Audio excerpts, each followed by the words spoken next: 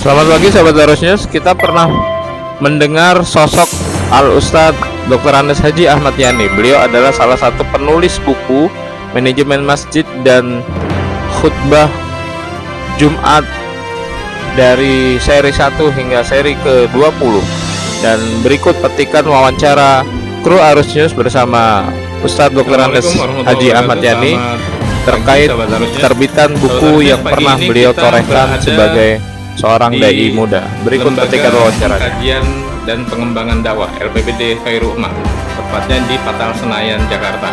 Di hadapan kita ada seorang dai, penulis buku yang cukup lama beliau menulis karya-karya beliau, dan sudah puluhan karya-karya beliau, dari mulai manajemen masjid, materi khutbah Jumat, dan untuk para khotib.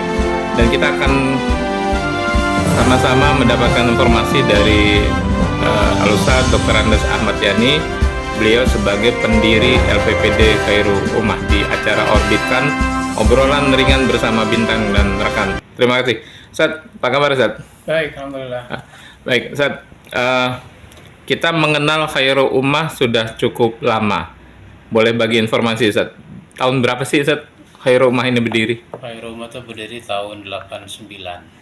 89. Ya, berada di Masjid Al-Insan, Patal Senayan. Baik, Masjid Al-Insan, Patal Senayan.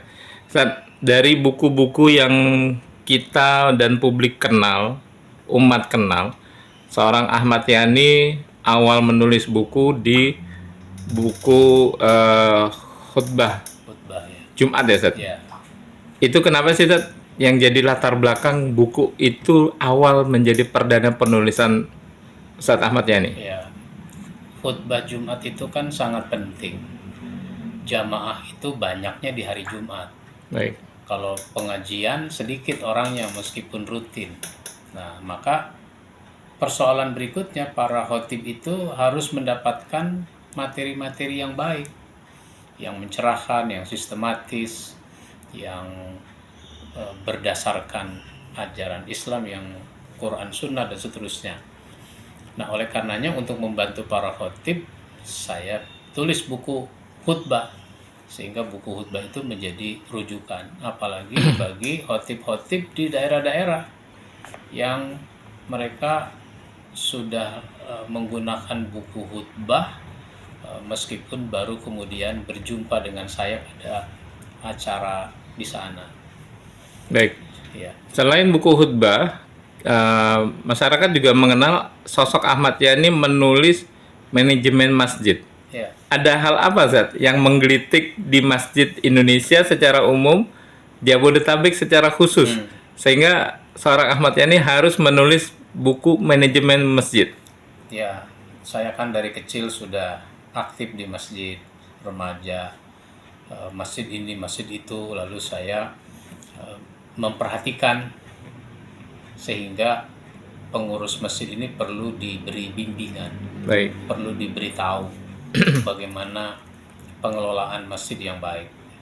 Maka saya bikin buku panduan memakmurkan masjid, ada buku petunjuk teknis manajemen masjid, dan sebagainya, yang alhamdulillah semuanya sekarang ada 10 judul buku tentang masjid. Kalau buku yang terbaru ini manajemen masjid berbasis contoh. Nah, manajemen masjid berbasis contoh ini atas permintaan Pak Yusuf Kalla. Beliau ketua DMI, saya menjadi ketua departemen dakwah pada waktu itu. Beliau bilang buku Ustadz itu bagus tentang masjid. Cuma masjid mana yang mengamalkan buku itu, yang sudah melaksanakan manajemen dengan baik? Coba ditulis masjid-masjid mana itu. Saya tulis 11 masjid yang saya tahu, yang saya pernah datangi, lalu saya tulis, sehingga orang tidak hanya harus merujuk pada Masjid Jogokarian misalnya. Betul. Kan taunya orang Jogokarian, meskipun Jogokarian juga ditulis di dalam buku ini, tapi ada masjid-masjid lain yang bisa dijadikan rujukan.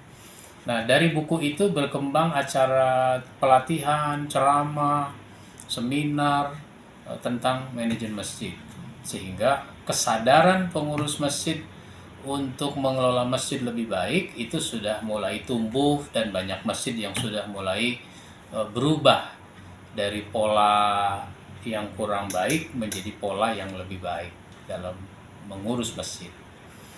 Itu motifnya.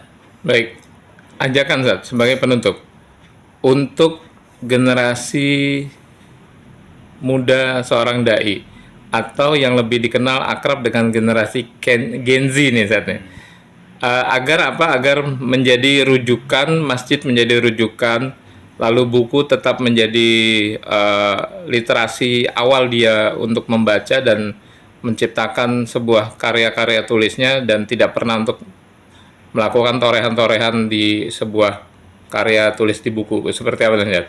Ajakan.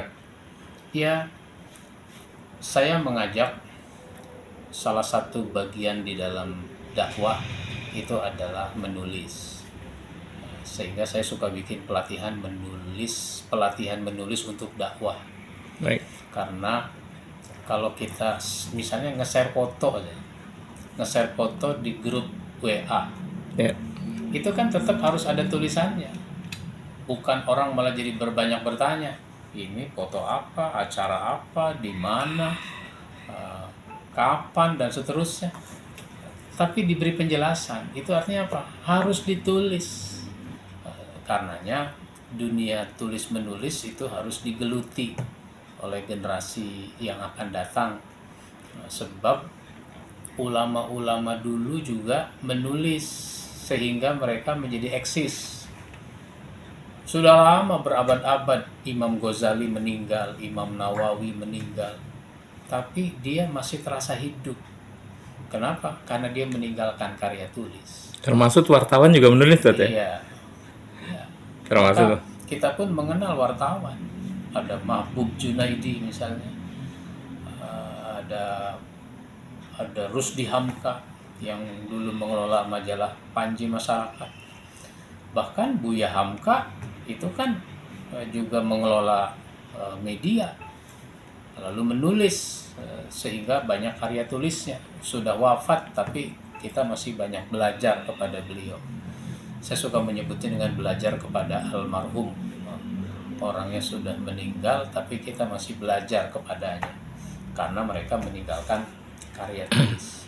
Baik, sahabat harusnya inilah ungkapan, ajakan, tausiah dari Ustadz Dr. Andes Ahmad Yani. Semoga bisa menjadi motivasi baik bagi dai-dai muda dan bagi masyarakat untuk menjadikan masjid sebagai manajemen sentral masyarakat, untuk menjadikan khutbah Jumat atau khutbah sebagai sarana kebutuhan di masjid, bukan hanya mengandalkan dari luar, dan untuk bisa menjadikan karya tulis sebagai buah karya yang bisa menjadi hasilnya bermanfaat untuk generasi mendatang. Terima kasih. Saya Mugiono melaporkan dari Masjid Al-Insan, Patal Senayan, Jakarta. Arus News akurat dan mencerahkan.